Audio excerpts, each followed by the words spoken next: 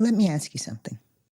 Have you ever caught yourself mid-scroll on social media looking at someone else's perfectly filtered life and thought, he's got it all together. Why can't I? Or maybe you've looked at a friend's career, her marriage, her kids, even her skin and felt this silent pain of not enough. And suddenly, what felt like a decent day spirals into self-doubt and silent comparison. If that sounds familiar, sis, this episode is for you. Today, we're breaking down the sneaky habit of comparison and how to stop measuring your life by someone else's ruler. And that's exactly what we're diving into today. The comparison trap. How to break free before it breaks you. Welcome to Aging with Grace and Style, the podcast that celebrates, empowers, and inspires women over 50 to live boldly, confidently, and authentically in every season. I'm your host, Valerie, and whether you're here every week or this is your first time listening, welcome home. Around here, we talk about the real stuff, the pivots, the pressures, the personal growth that comes with this stage of life. So go ahead, grab your coffee or your tea, settle in, and let's get into it. Today's episode is all about something I know every single one of us has faced: comparison. Not just the occasional glance at someone else's success, but the kind of comparison that sneaks in quietly, makes us question our journey, and sometimes keeps us stuck. But I promise you, by the end of this episode, you'll feel lighter, freer, and more confident measuring your life with your own ruler. So let's start with what this trap actually is. The comparison trap is that sneaky little habit of measuring our worth, our success, even our happiness against someone else's highlight reel. It's the voice that whispers, you should be further along. It's the silent measuring tape we pull out every time someone else shines. It shows up in the grocery store. It shows up at church, during brunch with friends. But where it really thrives, social media, the ultimate curated fantasy land. And here's the twist. When you're over 50, the comparisons often shift and take on some new form. It's no longer about who got the promotion or maybe the bigger house. Now it's who's aging better, who has grandkids already, who's living their best retired life in Bali while you're trying to get your knees to just stop popping. And the worst part, society loves to tell us what midlife should look like. But can I just ask, who handed them the rule book? There's no universal timeline, and there's definitely no one size fits all ruler. Now, let's talk about what comparison does. While it might seem harmless, it can have some serious side effects. It breeds self-doubt. It can dim your confidence. It whispers lies like, you're behind, you're not enough, or you missed your moment. And over time, that constant comparison can drain your joy and motivation. It can be toxic. It robs us of joy, peace, and confidence. We've all been there. And yes, so have I. I've in the past compared my career to others, but in the long run, I realized that I was where I was supposed to be, doing what I was supposed to be doing. Even at times in today's world of social media, content creation, you can't help but look at the work of other people, what they're doing, and think, Why are they getting more likes or more engagement or more comments than me? But here's what I've learned.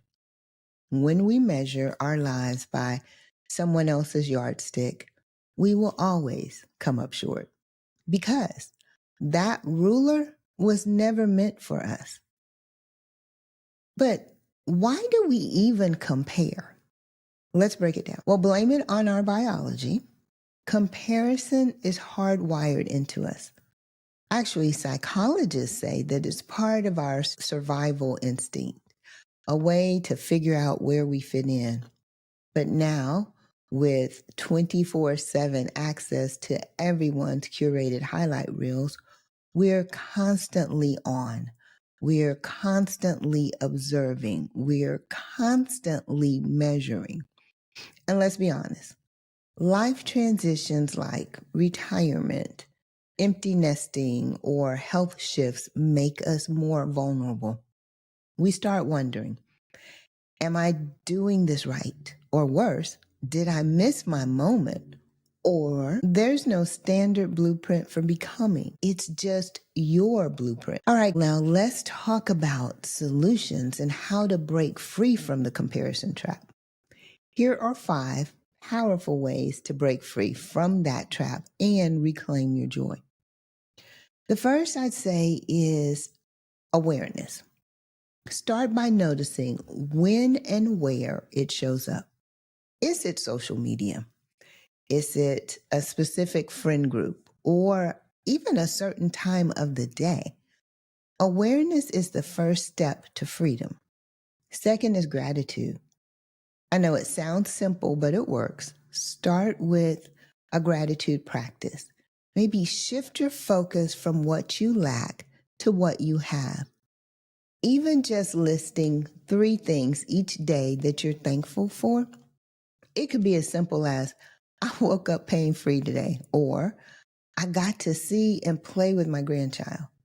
Gratitude redirects your focus from what's missing to what's meaningful. It rewires your brain and reminds you that your life is full. Number 3 is curate your inputs. You need to protect your peace. I'm doing that more and more these days. Take stock of who you follow and what content you can consume. If it doesn't inspire, if it doesn't educate, if it doesn't uplift, then unfollow. It's not personal, it's protective. Say no to conversations that become competitions. Remember, you decide what energy you allow in your space. And number 4 is self-compassion. Talk to yourself like you would your best friend. Tell yourself, you're doing better than you think. Remind yourself that you are not her and you never were meant to be her, whoever she is. Your story is unfolding exactly as it should. Celebrate your wins. Honor your journey. Your story is yours, and that makes it an awesome story. And number 5 is set your own standards. Define what success looks like for you. What does your version of a beautiful, fulfilled life look like? Not your sister, not your coworker, not the girl with the matching luggage on Instagram. What do you want this next season to look like? Maybe it's peace. Maybe it's legacy. Maybe it's starting something new at 58.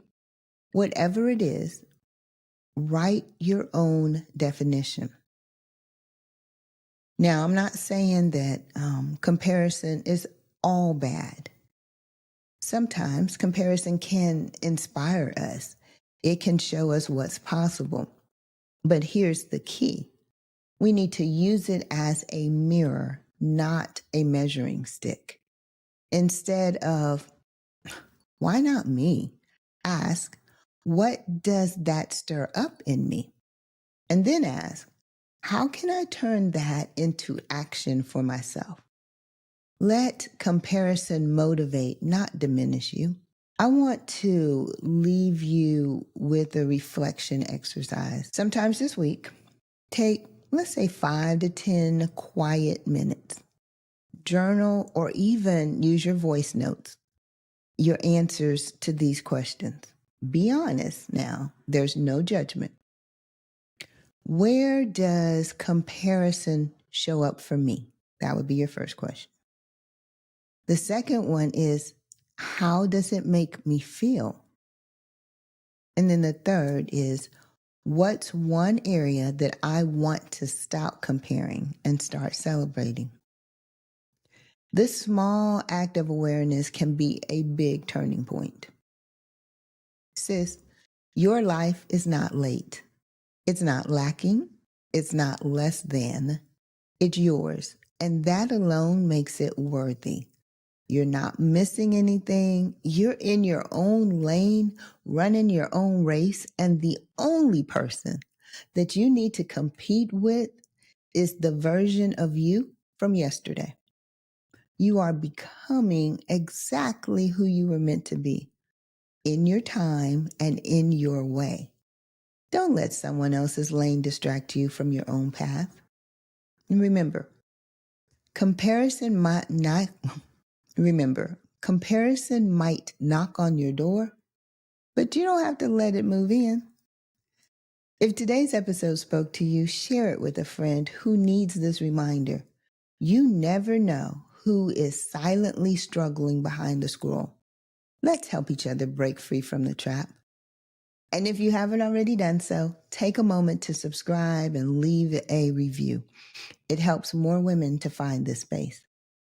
And as always, you can reach out to me on social media or in the podcast community. I love hearing how these conversations land on you.